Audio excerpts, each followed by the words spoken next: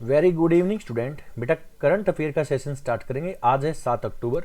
तो बेटा 7 अक्टूबर को जो भी करंट का सेशन, जो भी करंट के क्वेश्चंस हैं, आज इस सेशन में हम कंप्लीट करेंगे। आज के दिन जितने भी करंट के क्वेश्चन बने हैं वो आज सारे आपके सामने होंगे अभी, ठीक है।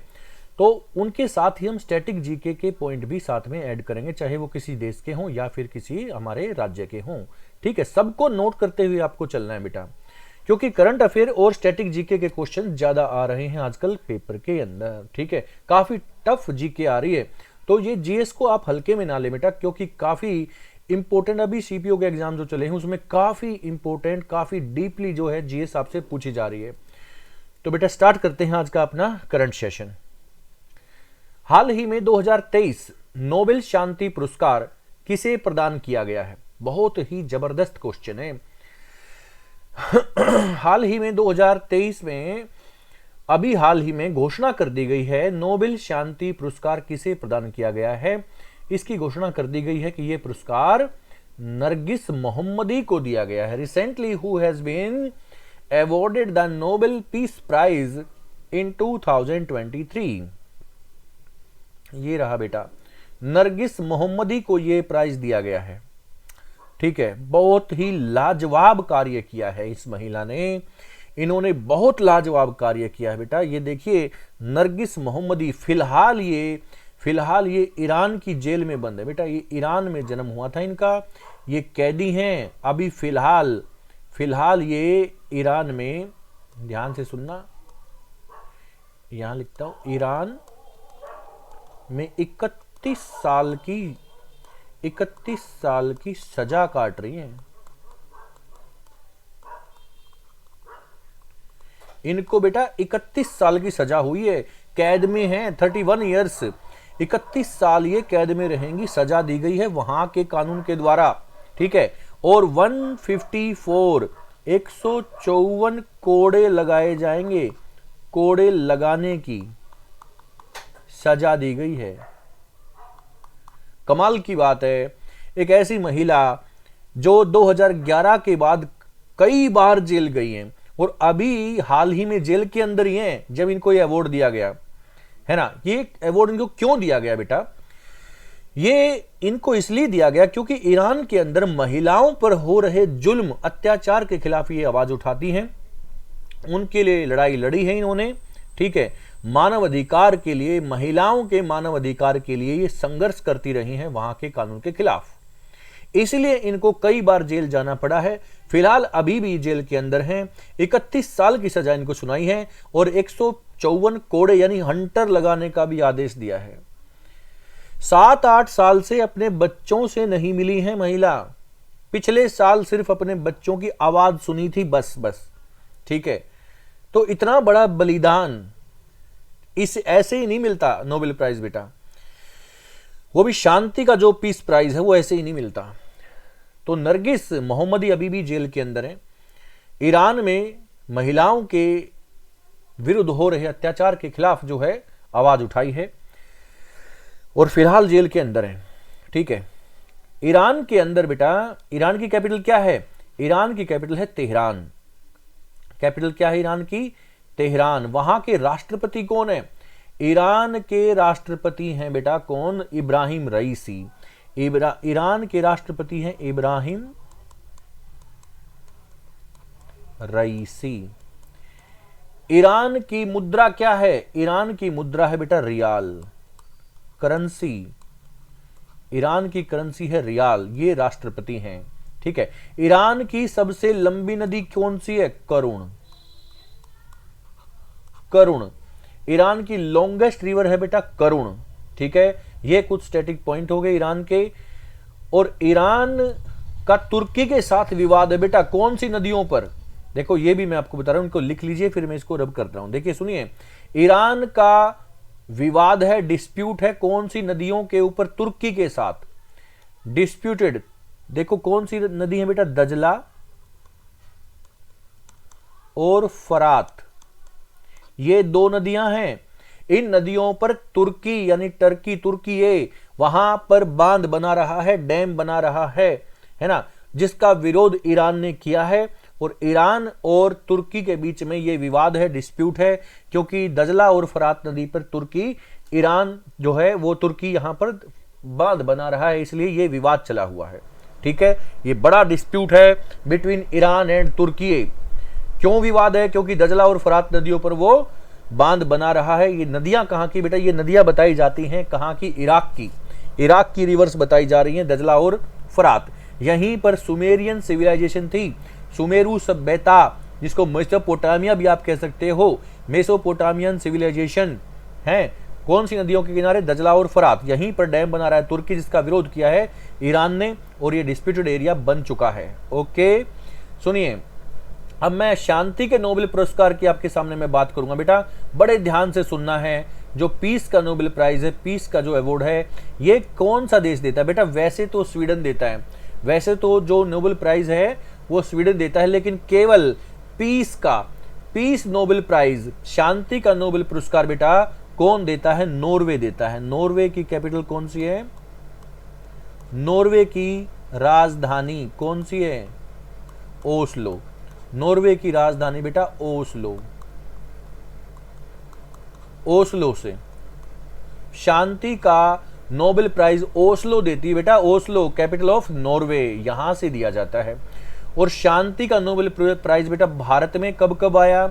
1979 में ये शांति का नोबेल पुरस्कार मदर टेरेसा को मिला, मदर टेरेसा को मिला। ओके, 2014 में ये पुरस्कार कैलाश सत्यार्थी को मिला, कैलाश सत्यार्थी। ठीक है, इनके साथ ही बेटा पाकिस्तान की लड़की मलाला यूसुफजई, मलाला यूसुफजई, मलाला यूसुफजई को मिला है 2014 में शांति का। बेटा मलाला यूसुफजई ने भी ऐसा ही काम किया था 2014 में, जो कि पाकिस्तान की सबसे कम उम्र की लड़की बताई जाती थी मलाला यूसुफजई। आतंकवादियों ने बेटा धमकी दी थी कि आप महिलाओं की शिक्षा के लिए, उनके कल्चर के लिए, उनके रहन सहन के लिए, उनके जीवन के लिए आप आवाज मत उठाओ पाकिस्तान में, नहीं तो गोली मार दी जाएगी। लेकिन वो लड़की रुकी नहीं और आतंकवादियों ने भी उसको गोली मार दी थी, लेकिन बच गई, अभी जिंदा है। सिर में गोली लगी थी, ठीक है, एक साइड का जो हिस्सा है सिर का, फेस का भी, वो पैरालाइज हुआ, लेकिन ठीक है अभी। ओके, मलाला यूसुफजई को भी शांति का नोबेल प्राइज 2014 में मिल चुका है, इसीलिए। और ऐसा ही शांति का नोबेल प्राइज अभी नरगिस मोहम्मदी को मिला बेटा। ये ईरान की हैं और ईरान में महिलाओं के मानव अधिकार के लिए बहुत बड़ी आवाज हैं नरगिस मोहम्मदी, जो कि फिलहाल जेल के अंदर हैं। ओके, कमाल की बात है, 7 साल से अपने बच्चों से मिली नहीं है। पिछले साल सिर्फ बच्चे की आवाज सुनाई गई थी, है ना। इतना बड़ा बलिदान होता है, देखिए बहुत ही कमाल की बात है। अब मैं आपको एक पॉइंट और बताऊं, सुनिए बेटा, भारत के अंदर ये जो पीस प्राइज है, नोबेल का जो पीस नोबेल प्राइज है, ये कितनी बार आया है? एक तो 1979 में और एक बार 2014 में, ठीक है। और सुनिए, सबसे ज्यादा बार शांति का नोबेल प्राइज किसको जीता है बेटा? किसने मिला है? ये मिला है रेड क्रॉस को। रेड क्रॉस, रेड क्रॉस ये ऑर्गेनाइजेशन है बेटा, रेड क्रॉस ऑर्गेनाइजेशन है, इसको सबसे ज्यादा बार शांति का नोबेल प्राइज इसको मिल चुका है। बहुत बार इसको शांति का नोबेल प्राइज दिया गया है। रेड क्रॉस हेड ऑफिस इसका जेनेवा होगा, स्विट्जरलैंड के पास, वहीं, ठीक है ना, जेनेवा स्विट्जरलैंड, वहां पर इसका हेड ऑफिस होगा। ठीक है, चलो आगे बढ़ते हैं बेटा। क्वेश्चन नंबर 2, परमाणु मिसाइल व्यूरवेस्टनिक का सफल परीक्षण हाल ही में किस देश ने किया? किसने? Which country has recently successfully tested the nuclear missile Burevestnik? तो बेटा इसका आंसर देखो, जैसा कि आपको यहाँ पिक्चर में दिखाई दे रहा है, व्लादिमीर पुतिन। तो पुतिन राष्ट्रपति है बेटा रसिया के, तो रसिया ने इसका, ये परमाणु मिसाइल है बेटा, परमाणु अटैक ये करेगी, ठीक है ना। तो इसका अभी सफल परीक्षण रसिया ने किया है बेटा। किसने किया है? रसिया। रसिया की राजधानी क्या है? रसिया की राजधानी बेटा मॉस्को। राजधानी कौन सी बेटा? मॉस्को। और पुतिन इसके अभी राष्ट्रपति हैं, व्लादिमीर पुतिन यहाँ के राष्ट्रपति हैं। रसिया एक ऐसा देश है दुनिया में जो सबसे बड़ा एरिया रखता है। दुनिया में लार्जेस्ट कंट्री, बिगेस्ट कंट्री है बेटा रसिया। यहीं पर दुनिया की सबसे लंबी रेलवे चलती है, longest railway, longest railway, longest railway कौन सी बेटा? Trans Siberian, trans Siberian railway, ये दुनिया की सबसे लंबी रेलवे है बेटा, ट्रांस साइबेरियन रेलवे, जो कि कहां चलती है? रसिया के अंदर चलती है। सेंट पीटर्सबर्ग से स्टार्ट होगी और व्लादिवोस्तोक तक ये चलेगी। ओके, दुनिया की सबसे लंबी रेलवे। मॉस्को यहाँ की सबसे लंबी नदी है। कैपिटल कौन सी है? सॉरी, हाँ, रसिया के अंदर बेटा मॉस्को नदी भी है, ध्यान से सुनना, जो कि यूरोप के अंदर पड़ेगी। रसिया के अंदर मॉस्को नदी भी है और रसिया के अंदर मॉस्को वहां पर उसकी कैपिटल भी है। ओके, लेकिन ये यूरोप के अंदर है बेटा। रसिया एक ऐसा देश है जो कि दुनिया में सबसे बड़ा है एरिया में, इसका बहुत ज्यादा एरिया एशिया के अंदर है बेटा, साइबेरिया वाला एरिया एशिया में, और जहां इसकी कैपिटल है मॉस्को वो यूरोप के अंदर है। ओके, तो ये परमाणु मिसाइल व्यूरवेस्टनिक का सफल परीक्षण बेटा रसिया ने कर दिया है। ओके, क्वेश्चन नंबर 3 देखते हैं। दक्षिण पूर्व एशिया की पहली हाई स्पीड रेलवे व्यूस का उद्घाटन हाल ही में किस देश के द्वारा किया गया? विच country has recently inaugurated south east Asia first high speed railway views? तो बेटा व्यूस ये किसने किया? Answer is Indonesia. बेटा इंडोनेशिया ने इसका सफल परीक्षण किया है। ठीक है, जो दूरी 3 घंटे की थी वो दूरी अब सिर्फ 40 मिनट की हो जाएगी इस रेल के यात्रा के द्वारा। तो बहुत बड़ा ये हाई स्पीड का कमाल है इंडोनेशिया के अंदर। इंडोनेशिया बेटा कहां पर है? इंडोनेशिया अपने अंडमान निकोबार के ठीक नीचे इंडोनेशिया कंट्री है। कैपिटल क्या है? जकार्ता। इसके राष्ट्रपति कौन है? जोको विडोडो, जोको विडोडो, ये इसके राष्ट्रपति हैं, जोको विडोडो। और इंडोनेशिया की करेंसी क्या है बेटा? इंडोनेशिया की करेंसी है यहां पर इंडोनेशियाई रुपया, इंडोनेशियाई रुपया। Okay,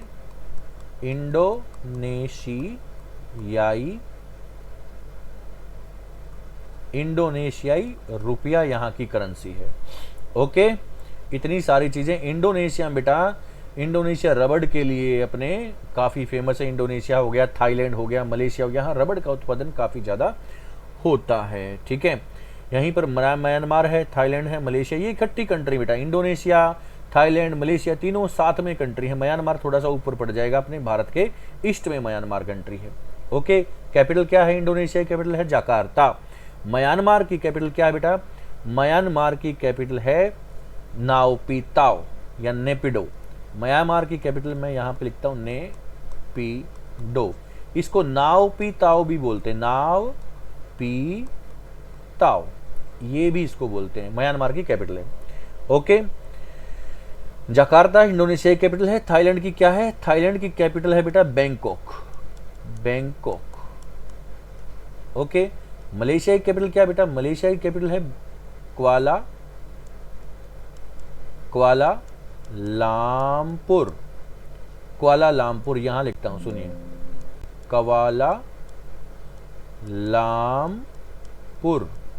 Kuala Lumpur capital of Malaysia. Okay, तो ये सारी चीजें आप इनमें देखे हो। अपने जो आपके पड़ोसी देश है बेटा, वहां की करेंसी जानिए, वहां के प्रेसिडेंट का नाम जानिए, वहां का फ्लैग जानिए, उसकी कैपिटल जानिए, ये जरूरी है बेटा। ठीक है, चलो क्वेश्चन नंबर 4।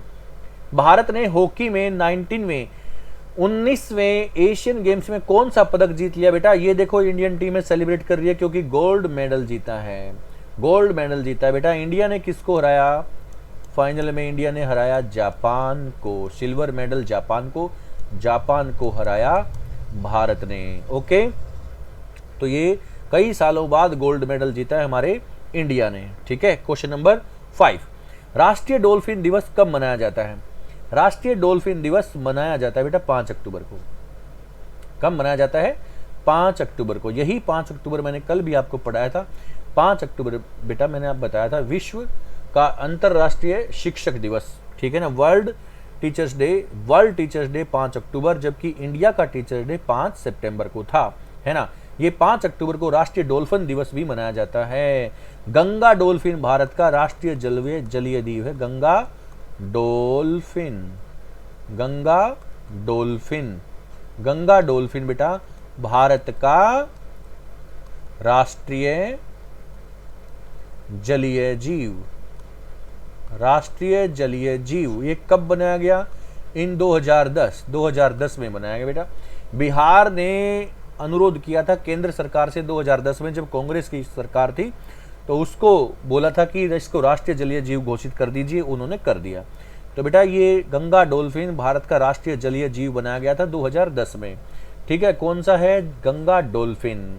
ये गंगा जो राष्ट्रीय डोल्फिन दिवस है, हमारा राष्ट्रीय डोल्फिन दिवस बेटा, ये 5 अक्टूबर को हम लोग मनाते हैं। ठीक है, ओके। क्वेश्चन नंबर 6, घरेलू कार्ड स्कीम के लिए भारत ने किस देश के साथ समझौता किया है? India and which country have signed an agreement for domestic card scheme. तो बेटा जहां जैसे कि आप देख रहे हो, देखो ये यहाँ पर इन पोशाक से आप समझ सकते हो, ये जो पोशाक पहने ये इस चित्र में आपको दिखाई दे रहे हैं, ये आदमी बेटा यूएई के, यूनाइटेड अरब अमीरात, यूनाइटेड अरब अमीरात। कैपिटल कौन सी बेटा? Abu Dhabi. Abu Dhabi UAE की कैपिटल है बेटा। अबू धाबी यूएई की कैपिटल है। यहाँ बहुत बड़ा शहर है दुबई, ठीक है, जहाँ आईसीसी का हेड ऑफिस है, ठीक है ना, दुबई। और इसकी कैपिटल कौन सी बेटा? Abu Dhabi, UAE. तो यूएई के साथ हमने ये समझौता किया है। वहाँ की डिजिटल जो प्रणाली है बेटा, दोनों देशों के बीच डिजिटल लेन देन हो सके, व्यापार हो सके डिजिटल में, ठीक है ना। तो बेटा आजकल जो है पूरा वर्ल्ड डिजिटल में चला हुआ है, डिजिटल सर्विस में चलता है, इसलिए हमने इनके साथ भी एक घरेलू कार्ड स्कीम के लिए हमने इसके साथ समझौता किया है। किसके साथ? यूएई के साथ। यूएई के यहाँ पर खलीफा कौन है बेटा? खलीफा बिन जायद अल। यहाँ के राष्ट्रपति हैं खलीफा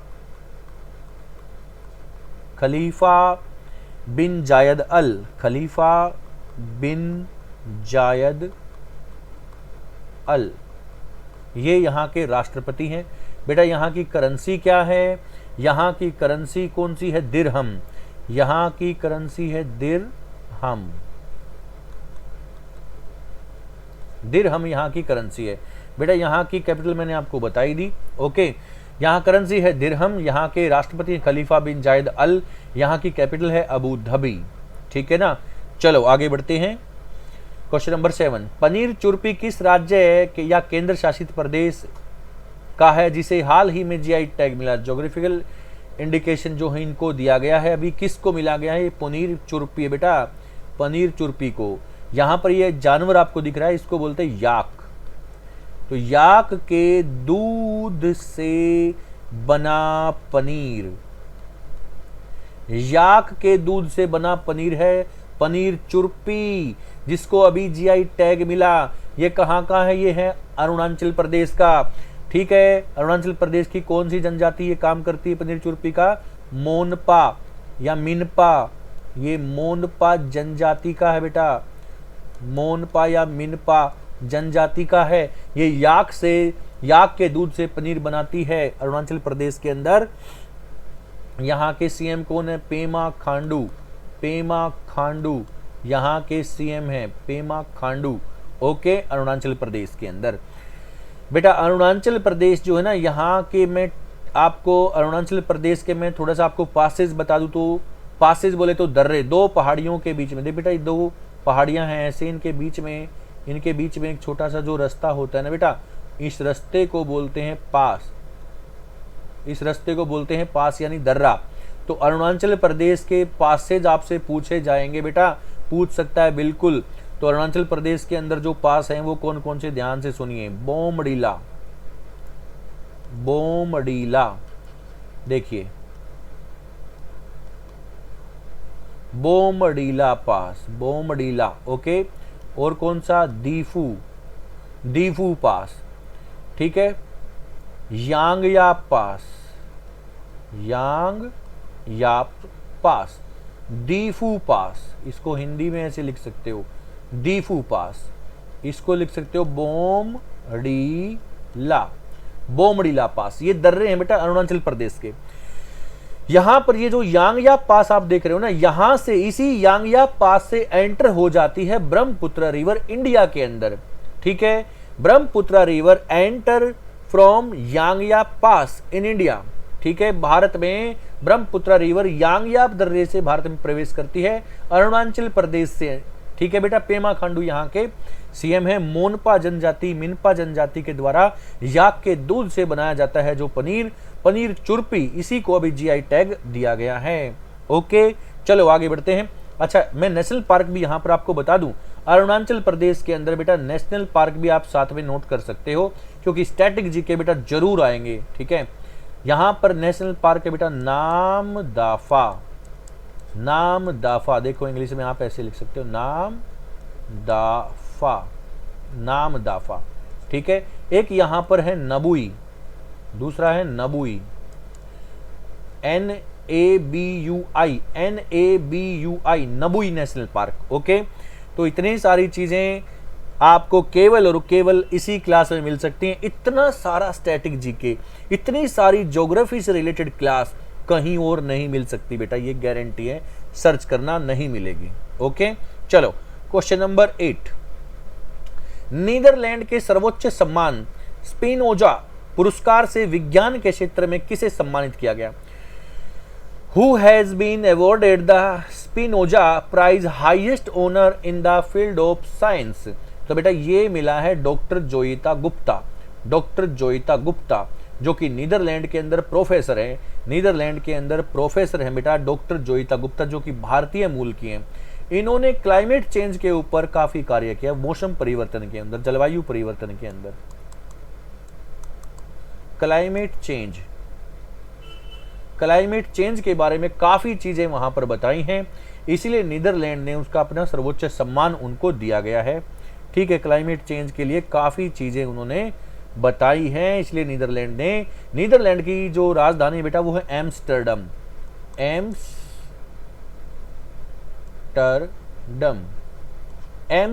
नीदरलैंड की जो है कैपिटल है। मैं इसको इंग्लिश में भी लिख दूं, एम्स्टर्डम बेटा ये राजधानी है किसकी राजधानी है? नीदरलैंड की राजधानी। नीदरलैंड के पीएम कौन है बेटा?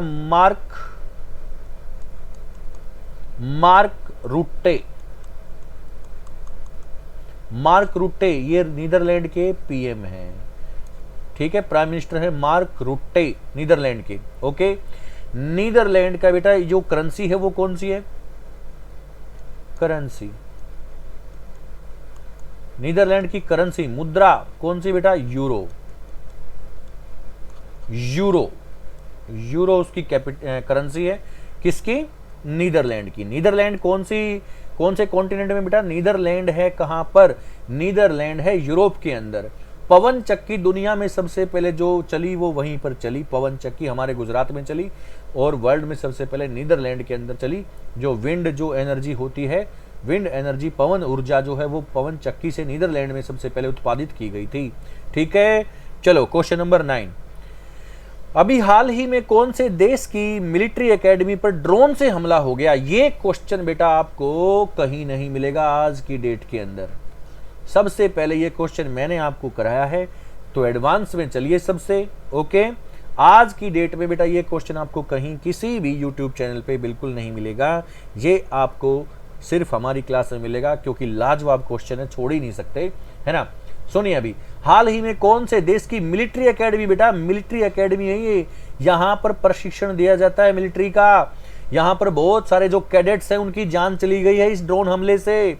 इस ड्रोन अटैक से काफी सारे मिलिट्री जो बच्चे हैं, उनकी कैडेट्स हैं, जो उनकी जान चली गई है, और उनको पता ही नहीं ये हमले कहाँ से हो रहे हैं, ये ड्रोन से हमले हुए, किसने किया कुछ नहीं पता। तो बेटा ये हमला हुआ सीरिया के अंदर। किस में हुआ? सीरिया में हुआ। सीरिया की राजधानी कौन सी है? दमिश्क। सीरिया की राजधानी बेटा कौन सी है? दमिश्क। इसका देखिए इंग्लिश में कैसे लिखेंगे इसको?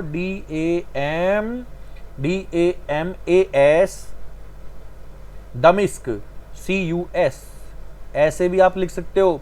दमिश्क कैपिटल ऑफ सीरिया। तो बेटा सीरिया एशियन कंट्री है, एशियन कंट्री, एशियाई देश है बेटा सीरिया। ओके, करेंसी क्या है? सीरियाई पाउंड, सीरियाई पाउंड ये करेंसी है सीरिया की। ओके, सीरिया के प्रेसिडेंट कौन है? बशर अल असद। बशर अल असद। बशर अल असद बेटा ये हैं बशर अल असद, ये है वहां के कौन? प्रेसिडेंट। ओके, तो बेटा ये है सीरिया। सीरिया में तो इतना सब कुछ चला होता है बेटा, तबाह हो गया एक प्रकार से सीरिया, है ना। दमिश्क वहां की कैपिटल है, दमिश्क, ठीक है। एशियाई कॉन्टिनेंट के अंदर है। सीरियाई पाउंड यहां करेंसी है। और उसके प्रेसिडेंट कौन है? प्रेसिडेंट है बशर अल असद। इसको इंग्लिश में ऐसे लिख सकते हो आप, बशर अल असद, बशर अल असद, बशर अल असद। ओके, चलो यहां पर ड्रोन से अटैक हो गया बेटा, बहुत सारे कैडेट्स मर गए, है ना, सैकड़ों की संख्या में जान गई है। और वहां के जो रक्षा मिनिस्टर हैं, जो अपने जो डिफेंस मिनिस्टर हैं, उनकी मुश्किल से जान बची है, क्योंकि कुछ समय पहले वो यहीं पर थे। जब वो वहां से लौट गए तो उस एकेडमी पर वहां पर हमला हो गया ड्रोन से।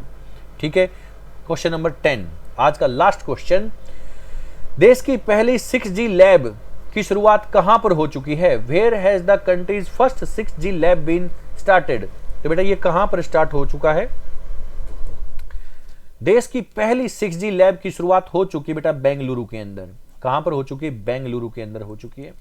5G तो चला ही हुआ है, 5G तो चला ही हुआ, अभी 6G लैब जो लाइव 6G लैब की शुरुआत बेटा बेंगलुरु के अंदर हो चुकी है।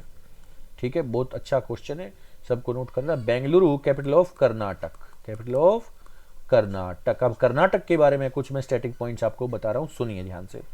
कर्नाटक की राजधानी बेंगलुरु है ना। और यहां के सीएम कौन है? सिद्धारमैया। सिद्धारमैया यहां के सीएम है, चीफ मिनिस्टर है। राजधानी बेंगलुरु है। कर्नाटक के अंदर जो नेशनल पार्क है वो देखिए बेटा, नेशनल पार्क है यहां पर कुद्रेमुख, कुद्रेमुख नेशनल पार्क है। सोमेश्वर नेशनल पार्क है यहां पर। ठीक है, यहीं पर बांदीपुर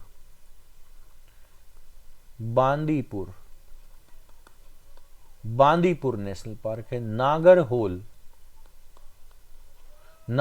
नेशनल पार्क है, बांदीपुर है, सोमेश्वर है, कुद्रेमुख है। कुद्रेमुख वहां पर सेकंड हाईएस्ट माउंटेन पीक भी है। कहां पर? कर्नाटक के अंदर।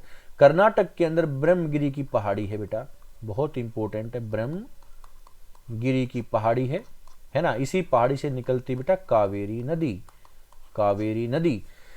भारत के अंदर गोल्ड माइन यहीं पर है बेटा। कोलार की जो खान है बेटा, ये गोल्ड माइन है, कर्नाटक के अंदर है। ठीक है, कर्नाटक के अंदर ही यहां पर जो डांस है बेटा वो यक्षगान है। यक्षगान कर्नाटक का जो है वो डांस है। ठीक है, और कर्नाटक अभी कुछ समय के लिए बंद था, है ना, पूरा कर्नाटक बंद कर रखा था कुछ दिन पहले। क्यों बेटा? कावेरी नदी जल विवाद, कावेरी नदी जल विवाद between 2 state Karnataka and Tamil Nadu, इसलिए कर्नाटक बंद हुआ था अभी। ओके, इतने सारे कर्नाटक के क्वेश्चंस आपके सामने, और आज का सेशन हुआ समाप्त। क्लासेस को लाइक और शेयर करते रहिए, फैला दीजिए। ठीक है, इतनी सारी चीजें मैं आपको बता रहा हूं बेटा, और जो क्वेश्चन जो मेरे पास आपको मिलेंगे वो शायद ही किसी और चैनल पे मिले। Thank you very much. Classes को लाइक और शेयर जरूर कीजिएगा। ओके, मिलते हैं नेक्स्ट सेशन में बेटा जरूर।